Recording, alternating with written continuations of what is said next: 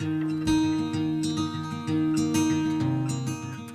evening, Grace Point. It is so good to be with you, and welcome back to another week of Hot Topics. If it is your first time here, this is where we speak and discuss things that are exactly what we call ourselves, a hot topic. Today we're going to be looking at the maybe I'll let Hloni explain a little bit more about what we'll be looking at today. So as a church, it's a great opportunity for us to really just engage about our different views in terms of what is happening. We all feel differently. We've got our own opinions in terms of the church gathering.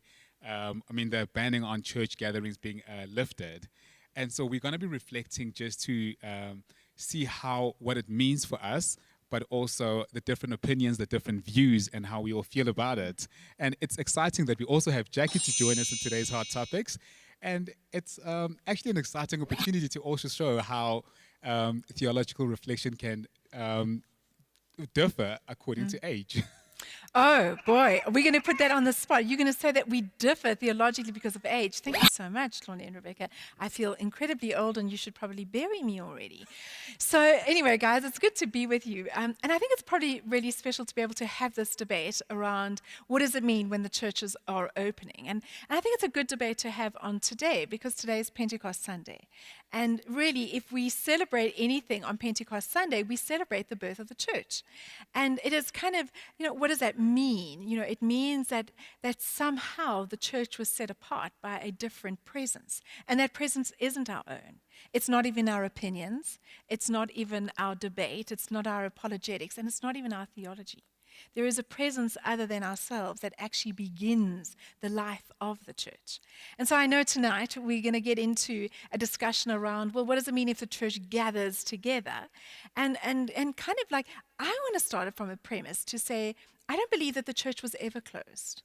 And I don't believe that by gathering together, even with the limitations that we're going to face, that doesn't make us essential. I think that sometimes the biggest thing for the church is to wake up to the reality of change. And I think somehow over thousands of years, we struggle with the idea of change. And the fact is that there is no more normal. We never go backwards. We always go forward. And it's how do we respond to what this new normal presents us with? And there is a sense that we like a dualistic mind. You either have this opinion or that opinion, and that kind of makes you for us or against us. And I think that that's what this topic is about. I think it presents us with, well, what does it mean? What are the implications? What is the change? What is the new normal? Because that's really what people kind of are beginning to live with, the new normal.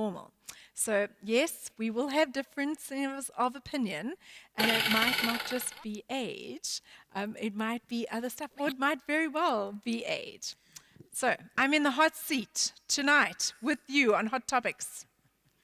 I think, Hloni, I think that it may come down to age, and I think that is I just don't think that it is. So Hloni and I are both millennials, and you are a boomer. And I don't know, baby boomers have been facing a lot of controversy at the moment. Well, I would say in the last year or so.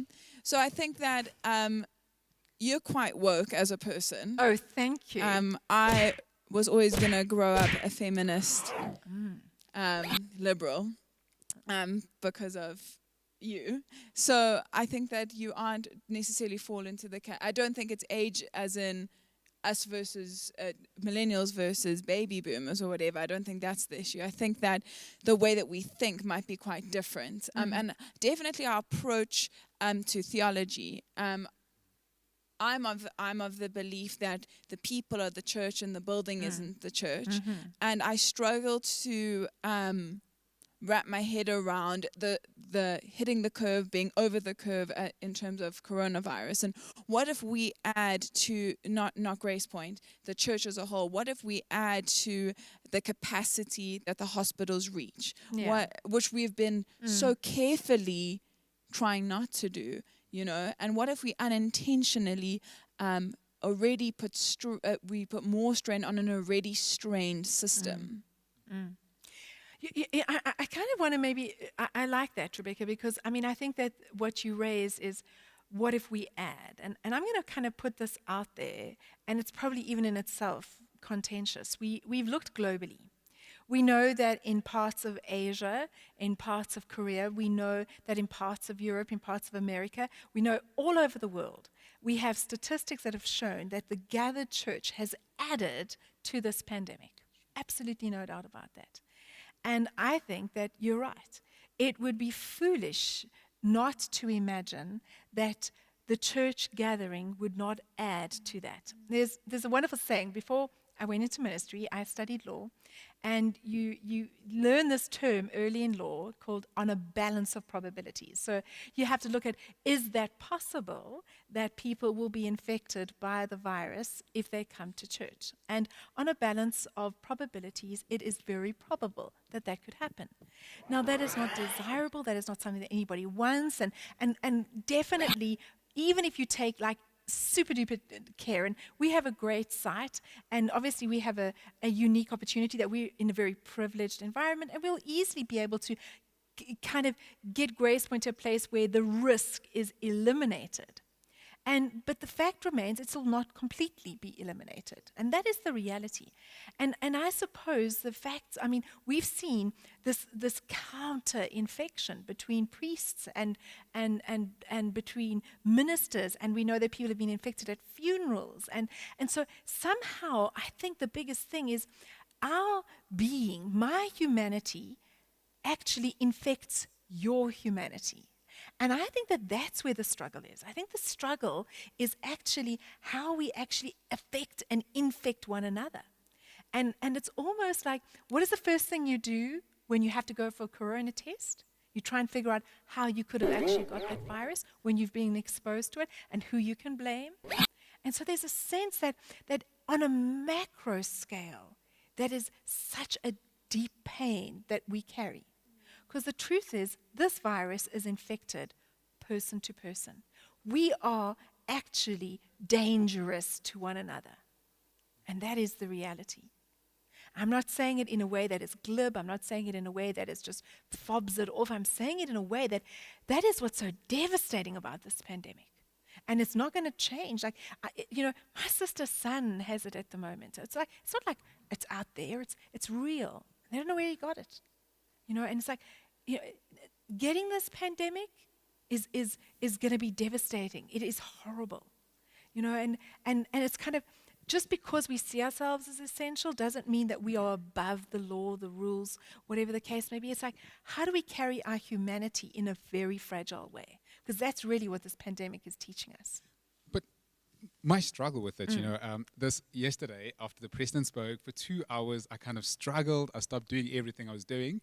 Updated my Facebook status after much thought. Yeah. And this morning I actually deleted it after realizing we're going to have a hot topic, meaning I've got a voice, an opportunity to give my opinion to the institution as a young person within the organization. So I was like, great, Facebook does not need my opinion anymore. But this was my struggle. Yeah. My struggle was that the church's response should not be individualistic. Because the church ought to play a prophetic role that influences government into understanding things on a macro level.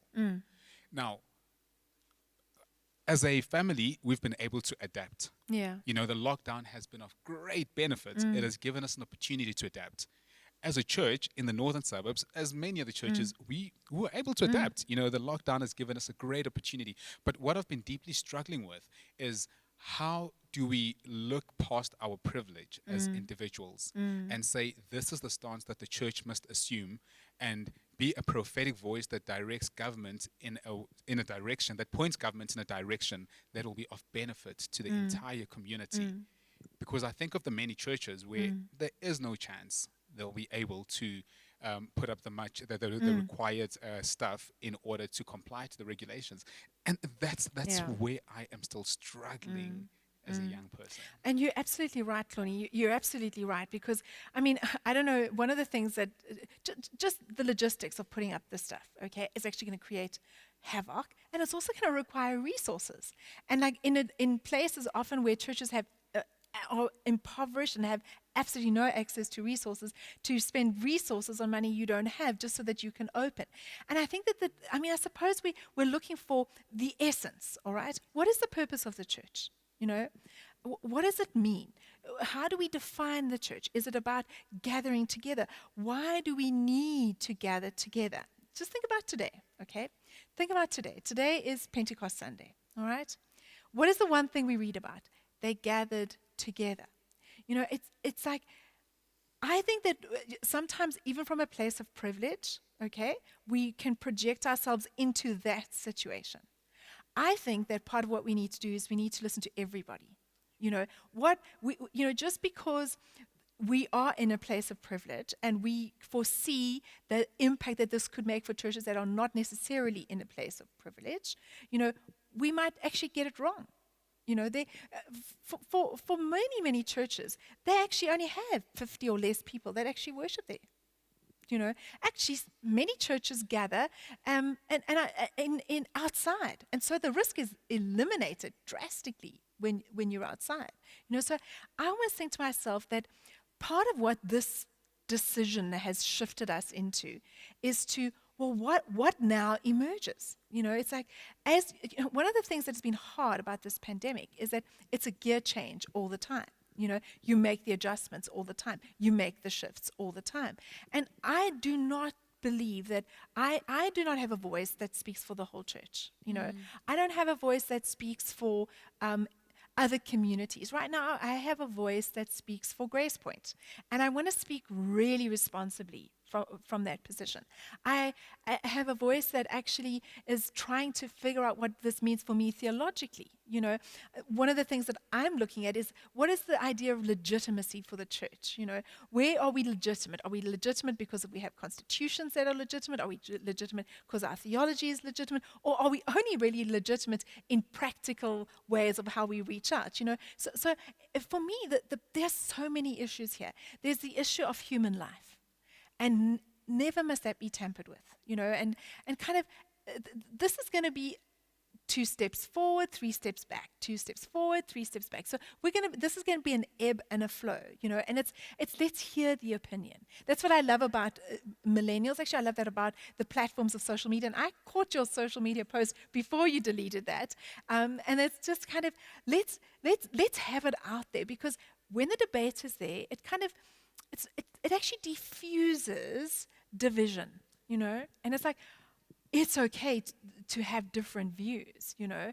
And let me tell you, if anybody's going to get reckless, that's no good, you know. And so this is not about being reckless, you know, and it's also not about being, you know, what does the 50 number mean? Oh, there's so much debate. This is about adjusting for me into a way that a new normal begins to emerge. And that, the 50 for now, I mean, it might be 50 for a year, it might be 50 for 6 months, it might be 50 for 3 months, you know. What does it mean? The fact is that there are limitations to the way we need to adjust. Yeah, I think that there was just 3 things I wanted to say. I think that we are, first of all, very fortunate that we are even able to have this conversation, to even have this debate. I think a lot of leadership in churches would, that's certainly been my experience, would shut down this type of conversation for fear of judgment or fear of saying the wrong thing. But I think that we're very fortunate and privileged to be handed the space to have difficult conversations without feeling as though we have to give a certain answer. So I think that Grace Point just does that really well. So Similo and you have just really allowed us and given us the space quite freely to speak about this, which is something that I think we could potentially take for granted. So I just think that having this conversation is necessary and only possible because of you allowing it. I just think that, just with that out of the way, I just wanted to say, I think that we also have a social responsibility to people. We have a social responsibility to look after people, to care for people, and not intentionally put people in harm's way. I have so many people at Grace Point, older people, grannies, like my grand's age, who have had such significant impact. And I can name some off the top of my head right now that I love and care about. And those are the people I'm concerned with. Those are the people that I worry about, you know, people who are older and compromised. And I know those type of people will want to be serving as soon as they can on Sundays. They'll want to be gathering. They want to be making us tea and coffee after the services. And we have to almost play a parenting role to these people who really, really want to serve, but we have to almost say, this is not a safe or practical time. So we have a social responsibility to people, to young, to old, to babies, to young adults. We have a social responsibility. And then the third thing I just wanted to quickly say is we are significantly put ahead because of our privilege as a church. We are significantly, in a race, everyone starts the same, right? Like if you're at the Olympics or whatever. But in this race, we are significantly ahead of other churches because of the privileged position that we are put in. And I think that's something that needs to be taken into consideration. Churches in America have all opened. Yeah, they have. And there are some churches who are not opening because of the idea of the socials. And just to say, the difference between us and America at the moment is our president has been responsible in his approach of a 50 people limit. And they have no limits. And that is the huge and that's where Cyril Ramaphosa actually needs to be. He has cautiously approached this, not carelessly. And I think that is also something that needs to be taken into consideration. We're not opening the doors to the thousands, we're opening it to the 50. But we still have a social responsibility to old people, to young adults, to teenagers, to people in their 30s, 40s, 50s. And I guess that's also where, for me, I feel compromised, I think maybe also to pick up on that, Rebecca, is to actually start asking ourselves, what does it mean to be the church in this new space? Because, for one thing, it's like, what are the symbols that make us church? The physical buildings, as we know, is a massive feature, but that is not what makes us church. It's like, here again, it says, let's think, let's delve deep into what really makes us church. The next big debate is going to be communion and baptism. And, it's like, what's going to happen if we infect each other with the sacraments that actually are really precious to us. So I think the debate is healthy. I think the debate must continue. I think that the debate is the formulation, Lonnie, you spoke about it earlier on, of a new theology, of what is our response. How is it? I think the world is going to be turned upside down. In fact, the world is upside down. Nothing's ever going to be the same. And it's like, we're learning. We're making history. We're addressing things that have shaped us. We're addressing that we have privilege. We're addressing that we have insight. We're also addressing that we can create havoc, and so let's think about this. I know it's just so cheesy, but kind of what would Jesus do? Where would we actually see Jesus in all of this? It's like, I saw people worshiping after Ed. And just praying like in an IKEA parking lot, I've seen churches that have been doing drive-in church. So like you arrive in your car, there's the stage. Like those are crazy things. Like, maybe our need to get to a physical building needs to be reinterpreted and owned. It's like, what is my faith journey all about? And so, solving the impact of a church building will be an easier solve. The essence is, who are the people that are going there? What are we going there for? What is the purpose of the church? Why do we exist as the embodied? One of the things that I've been looking at is embodiment, like being present. We speak about incarnation. But what is embodiment? Like, what does it mean to be present with you in my vulnerability, in my pain, in my privilege? And in my dreams, it's like, how do I impart Christ to you? So Lonnie, there's no answers to what does it mean theologically now. And Rebecca, I think that you keep raising and you keep us bringing to the point of how our humanity must be really, really careful. Because at the end of the day, we are going to be judged by how we did this. There's no doubt about that. Look, I think part of my difficulty has also just been around in terms of timing. Yeah. Is it worth it, to open church doors in winter when reason tells us that it's most likely to be the one time when infection rates will go up? Yeah.